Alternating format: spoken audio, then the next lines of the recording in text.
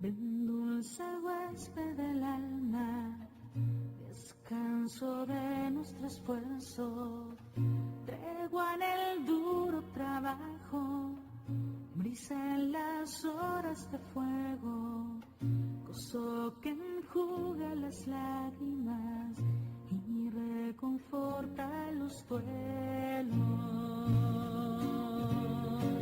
La Santísima Trinidad es el misterio central de la fe cristiana. Es la verdad más fundamental y esencial de nuestra fe.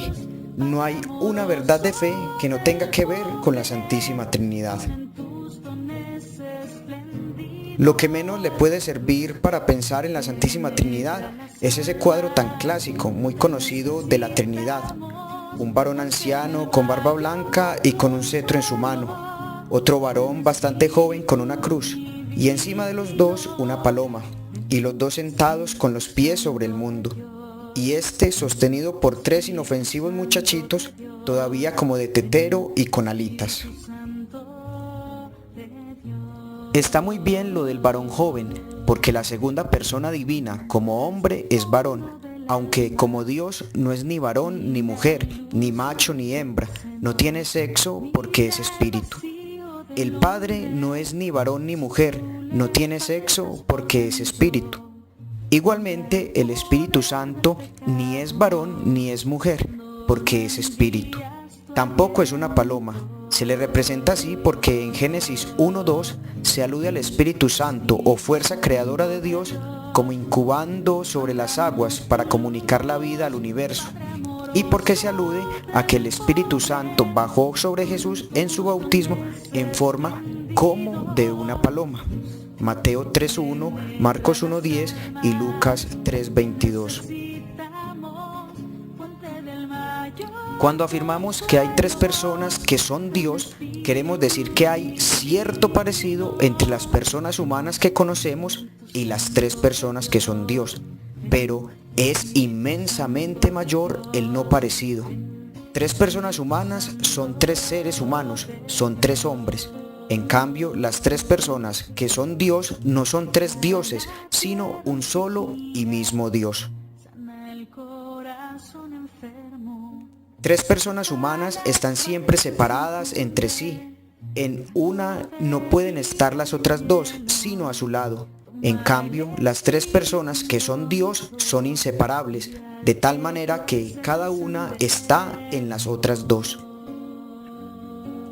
Hay cierto parecido entre lo que nosotros entendemos por Padre y por Hijo entre los hombres, y el Padre y el Hijo, que son un solo y mismo Dios con el Espíritu Santo. Porque, por ejemplo, ese Padre engendró al Hijo, pero es inmensamente mayor el no parecido. Por ejemplo, entre los hombres el Padre es más viejo que el Hijo. En cambio, el Padre y el Hijo, que son Dios, son igualmente eternos, de tal manera que nunca ha existido ese Padre sin su Hijo, y este nunca comenzó a existir, sino que ha existido desde siempre con su Padre.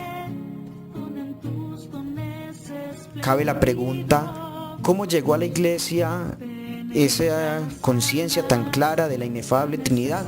¿Cómo llegó la Iglesia a creer en la inefable Trinidad? En los libros del Antiguo Testamento no hay ni señas de que exista la Santísima Trinidad. La Iglesia, al experimentar en el Espíritu Santo el misterio pascual de Jesucristo, llegó a la firme convicción de que existen tres personas realmente distintas entre sí y que son un solo y mismo Dios.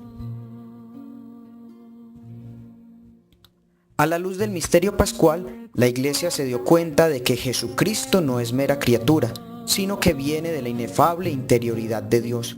Por ejemplo, Juan 1:1 afirma que el Verbo, el cual se hizo hombre, estaba en el principio junto a Dios y que era Dios.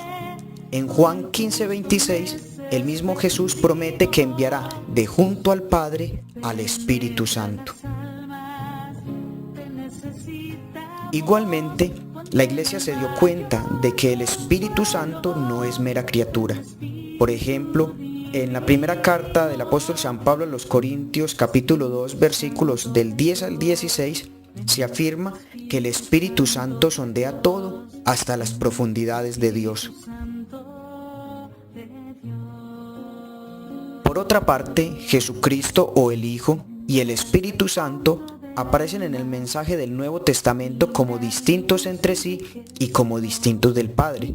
Por ejemplo, Jesús dice en Juan 14, 16 a 17, que Él pedirá al Padre y que éste enviará a los apóstoles el Espíritu de la verdad. En el mismo mensaje del Nuevo Testamento, los tres aparecen como distintos, aunque iguales entre sí.